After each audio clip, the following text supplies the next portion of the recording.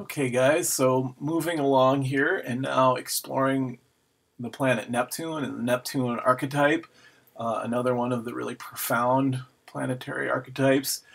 Neptune is the principle that relates to spirituality. It has to do with the divine, the holy, the sacred, the numinous. It relates to dreams and myth and mysticism, the esoteric, the paranormal, the impulse towards traveling in non-ordinary states of consciousness, the impulse towards spiritual explorations of all sorts.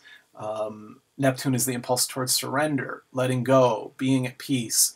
Neptune dissolves the boundaries of things. It sensitizes, it spiritualizes, it brings a sense of enchantment and wonder and magic. Neptune dissolves the boundaries. It has something to do with the water element and the qualities of water, the softening, the sensitizing of water, the dissolving qualities of water, the floating dimension of water. This gives you a sense for what Neptune feels like. Whenever you visit a body of water, you are honoring Neptune. And I think going to bodies of water should be a part of everyone's spiritual practice. Of course, we bathe regularly, but I think actually getting out in towards natural bodies of water, connecting with the water element, with a stream or a river or lake or the ocean, is a good way to tune into Neptune.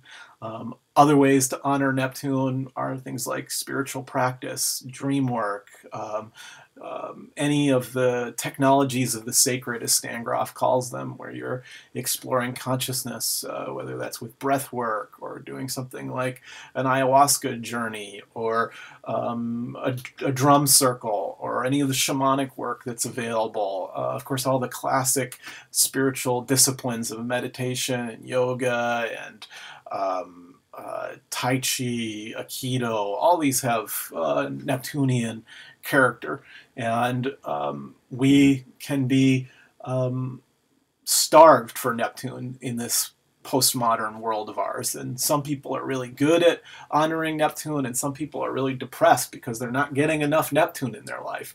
Another way of thinking about astrology is that each of the planetary archetypes are kind of like a form of nutrient, a necessary form of nutrition.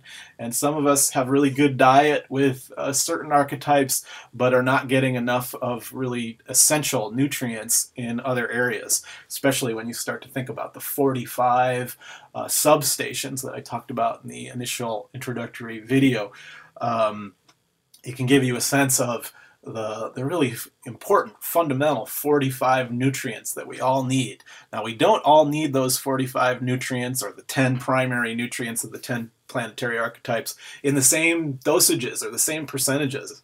Each of us has our own makeup, and so some of us need more Neptune and some of us need less. Some people are just naturally spiritually aware and don't necessarily need to do a whole lot to have integrated the Neptune awareness.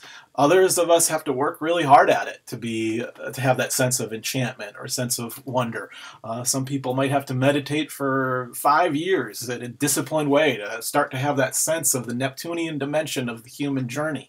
Other people come in already there. And these people, I say, it's sort of like the veil is thinner for them. These kind of people, when they come to the holotropic breath work that I offer, these people hardly have to even do the breathing to drop into a different state of consciousness. But for other people, you really have to bring more focus and attention to the Neptune archetype. There is a shadow side of Neptune that I didn't list.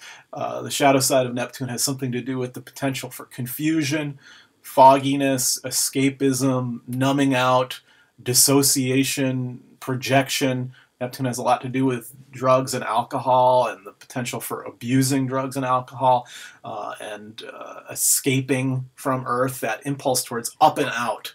the impulse to get away from this material world, is some of the Neptunian shadow side. In transpersonal psychology, there's this idea called the spiritual bypass, where we use spiritual experience to avoid pain in some area of our lives. And so, for example, somebody might be very, very wounded in the sexual area, the Pluto channel, and overdose on the Neptune channel in order to not have to face the Pluto wounding. And we're doing this kind of thing with all the different channels. Some people are overdosing on Venus, or they're overdosing on the sun, and they're not getting enough of the moon nutrients.